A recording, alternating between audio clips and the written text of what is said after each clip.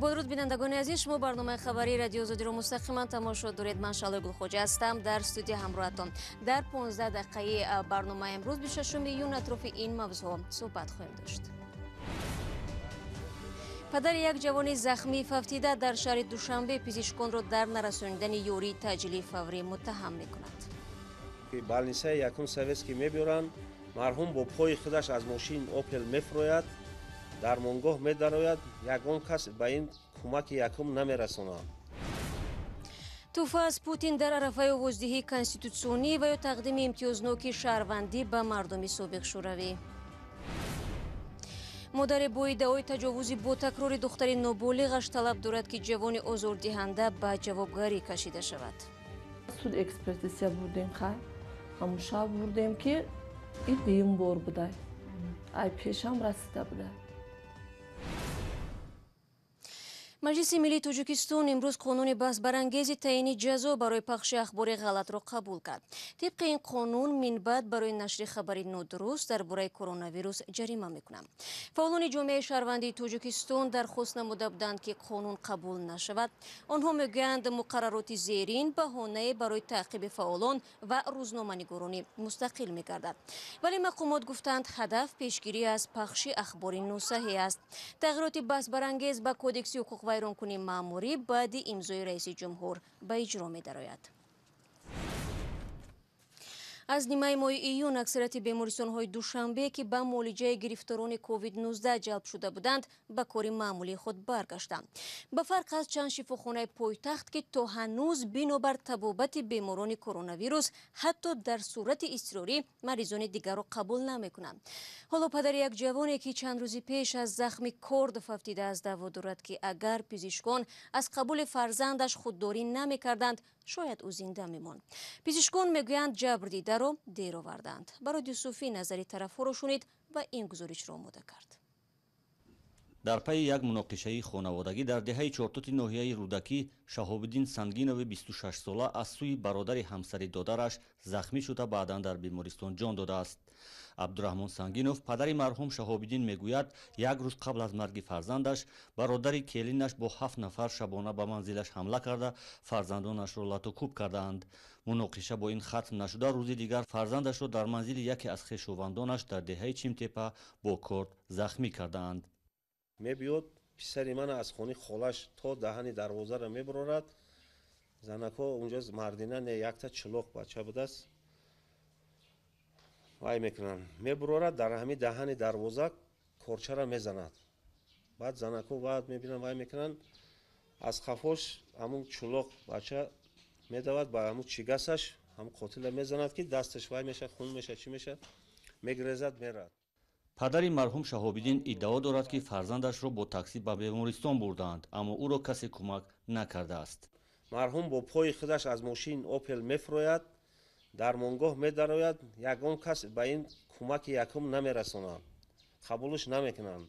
در روز 21 ایون روزی حادثه بیمارستان معروف به یکم سویتسکی در حالت کرانتین قرار داشت و طبیبان میگویند بیماران گرفتار کرونا ویروس طبابت میشدند.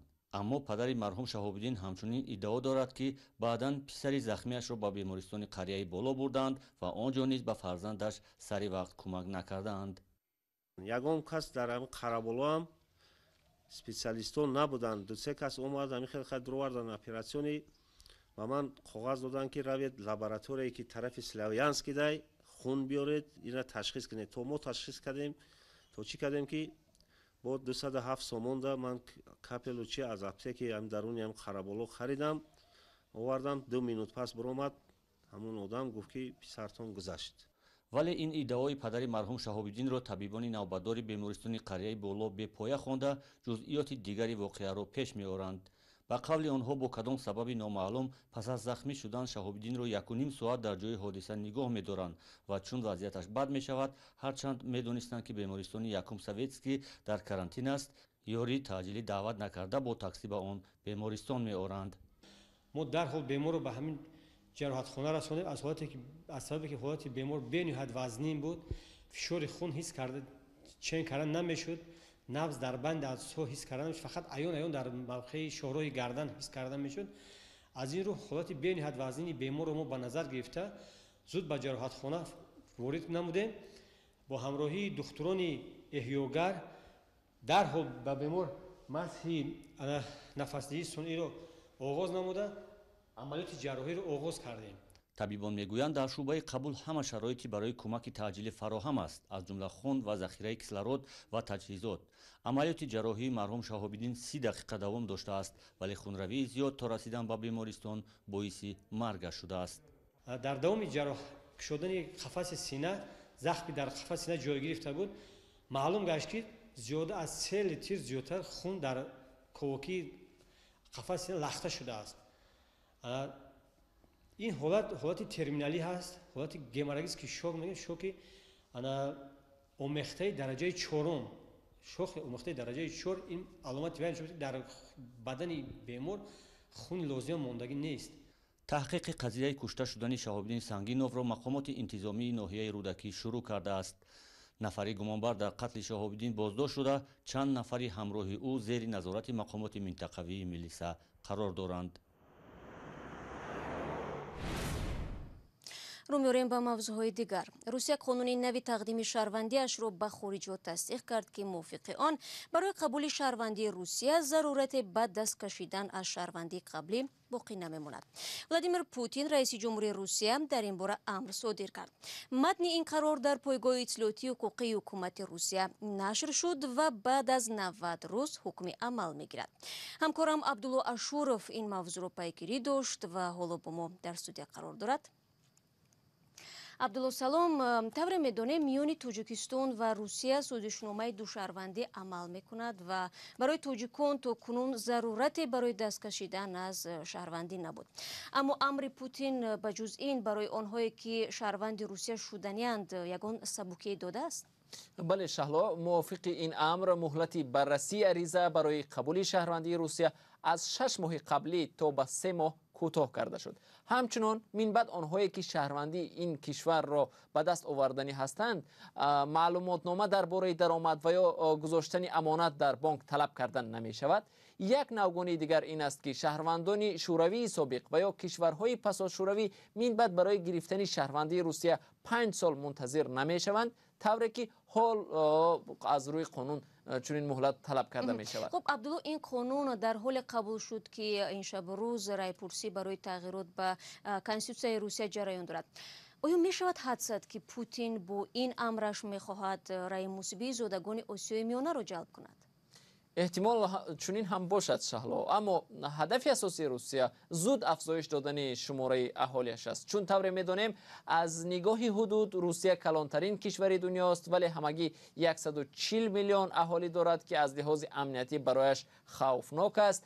شماره اهالی در پهنای منطقه سیبیر روز به روز کم می شود، در حالی که همسایه این منطقه روسیه چین با اهالی بیش از 1 میلیاردی است. همچنان با پذیرفتن شهروندان نو روسیه تلاش دارد کمبودی نیروی کار را حل کند که یک مشکلی اقتصادش به حساب می رود. اما عبدالله ببین، نرخ نفت به شدت پایان رفته است. کرونا ویروس اقتصاد روسیه را به بحران دچار کرد. آیا برای شهروندان نفت طور اشاره کردی خودت جای کار فراهم خواهد بود؟ واقعا شهلا، برای روسیه عین حال رکود اقتصادی و افزایش بیکاری یک چالش خیلی بزرگی است و قسمتی از اهالی روسیه هم از این امر پوتین شاد نیستند. اما ظاهرا این تصمیم های روسیه برای دراز مدت نگرانیده شدند، چون کرملین ادعا دارد که از سال آینده اقتصادش را به حالت رشد باز میگرداند. و ظاهرا ولادیمیر پوتین امید دارد که در نتیجه نظرخواهی عمومی تا سال 2036 در سر قدرت میماند. سپاس عبدالله برای صحبت. من یادآور میشوم که بر اساس آمارهای سالهای اخیر در مجموع بیش از 250,000 نفر صاحب مقام دوشهروندی تاجیکستان و روسیه می باشند.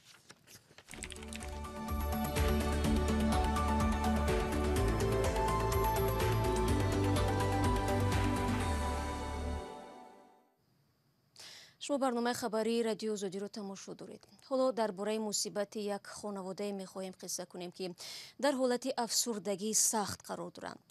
онҳоро номуси таҷовузшудаи духтари ноболиғашон гӯшанишину одамгурез кардааст. акнун ягона умеди онҳо ин тафтиши ҷиддии ҳодиса ва расидани ҳақ ба ҳақдор мебошад. сарвинози рӯҳулло ва амриддин олимов мавзӯъро пайгирӣ карданд. хай мисол ҳаёти духтари ма сӯхт. хай ягон чора нест ки мисол ма ҳам як одами беҳич бесоҳиб. ин зан мегӯяд 2 ҳафтаи охир оби чашм дар бари рӯ наметавонад ба берун барояд. ба қавли ӯ духтараш аввали ҳамин моҳ аз сӯи ҷавоне таҷовуз шуда ва ин ҳодиса хонаводаву пайвандонашро дар ҳолати сахти равонӣ қарор додааст. хай ман оҳоли мара би ман на хона дорам на дар дорам, мара ба ин аҳвол овардан. ман дига ҳеҷ кор кардан наметавонам. бовар мекунӣ на як моҳ мешавам дар намидури хона як пиёла об мехӯрам, як пиёла чой. модари ноболиғи 14-сола дар яке аз хобгоҳҳои марбут ба корхонаи насоҷӣ зиндагӣ мекунад ва ҳодиса ҳам дар ин макон рух додааст. 3 июн буд. хай ма дар кор будам худам. духтарчам дар ҳамин хона қатъиян бачаи майда ҳаким ва ё беру бозикунӣ мебироянд. хай ҳамсояҳо хамир дорем гуфта сари чакдон мераванд. баъд вақте дара тела мекунад ки и аҳиста зӯрӣ мекунад. хай надро гуфта ки вай медироя, хай калонай вай медироя. баъд чӣ мекуна и духтарам хай дара маҳкам мекуна, хай мега бубиро миян мара ҷанг мекунанд. хай кӯдак чӣ мекуна телаш мезаная, шата дар шикамш мезаная. хай ба медорам корша мекуна. баъд кӯдако айҷағӣ дар ки мебинанд давида ба сари бачама мераванд. то мия хай дара қа мезана ки хай чӣ хелае кор ай ҳад рафта. волидони духтар иддао доранд ки ин ҷавон бори аввал як моҳ пештар ба номуси духтарашон дастдарозӣ карда сипас ба духтари ноболиғ таҳдид кардааст ки дар ин бора ба касе лаб накушояд. ба мурлисода гирифтем, ба суд экспертиза бурдем. хай ҳамун шаб бурдем ки и дуюм бор будай. ай пешам расида будай. ай пештар чанд вақт пеш бо ҳамин кора кардааст? акина моҳи апрел будай, намедонам. хай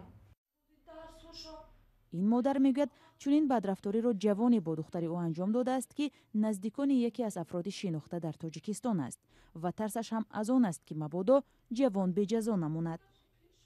ин модар барои ҷазо гирифтани ҷавони таҷовузгар ба мақомот шикоят бурдааст. дар додситонии шаҳри душанбе шикояти ин модарро тасдиқ карданд ва гуфтанд аллакай парванда нисбати ҷавони 25-сола бар асоси моддаи 141 кодекси ҷиноӣ боз ва барои баррасӣ ба додгоҳи ноҳияи шоҳмансури пойтахт ирсол шудааст. пайвандони ҷавони гумонбар ба таҷовузи духтари ноболиғ аз суҳбат дар ин мавзӯъ худдорӣ карданд. ному насаби ноболиғи ҷабрдида ва ҷавони гумонбар дар дасти радиои озодӣ ҳаст, аммо ба далели ахлоқӣ будани мавзӯъ ифшо намешавад. таҷовуз ба номус аз ҷумла бо афроди ноболиғ ҷинояти сангин ҳисобида мешавад ва барои анҷоми он ҷазои сангин пешбинӣ шудааст. талошҳои ин модар дар ҳолест ки аксар волидон дар чунин ҳолат бо умеди он ки ояндаи духтарашон насӯзад ба ҳеҷ куҷо шикоят намебаранд. аммо модари ноболиғ мегӯяд ба хотири одилона баррасӣ шудани парванда аз додситонии кулли тоҷикистон ва шаҳрдори душанбе рустами имомалӣ хостааст таҳқиқи қазияро зери назорати худ гиранд. ва додгоҳи шаҳри душанбе як гурӯҳи 7 нафареро бо гуноҳи қочоқи маводи мухаддир аз 15 то ба 20 соли зиндон маҳкум кардааст. вазорати корҳои дохилӣ мегӯяд гурӯҳи мазкур маводи мухаддир аз ҷумла тарьёку ҳероинро аз афғонистони ҳамсоя ворид карда сипас ба кишварҳои дигар интиқол медоданд. додгоҳ аъзои гурӯҳро ба муомилоти ғайриқонунӣ воситаҳои нашъадор дар ҳаҷми калон гунаҳгор дониста ва 3 нафар аз онҳо аз ҷумла раҳбари гурӯҳ муқим шералиев сокини норакро ба 20 соли зиндон маҳкум кардааст. ба гуфтаи муфаттишон муқим шералиев дар байни ҳалқаи қочоқбар бо лақабҳои муқимча ва бачаи кампир маъруф будааст. аъзои гурӯҳро 3 моҳи пеш дар душанбе дастгир карда. инҷо барномаи ахбори имрӯзро ба поён мерасонем. то мулоқоти баъдӣ дар ҳафтаи нав бинандагони азиз шумо метавонед шабона-рӯзӣ хабарҳои тозаро аз вебсайти радиои озодӣ бихонед. агар хостед гузоришҳои рӯз ва ҷолибро тамошо кунед пас озодӣ видео канали махсуси мо дар ютуб барои шумост. ҳамчунин шабакаҳои иҷтимоӣ низ дар хизмати шумо азон аст. бароятон дар 2 рӯзи оянда истироҳати бо фароғат ва саломатӣ мехоҳем. то барномаи навбатӣ худро эҳтиёт кунед.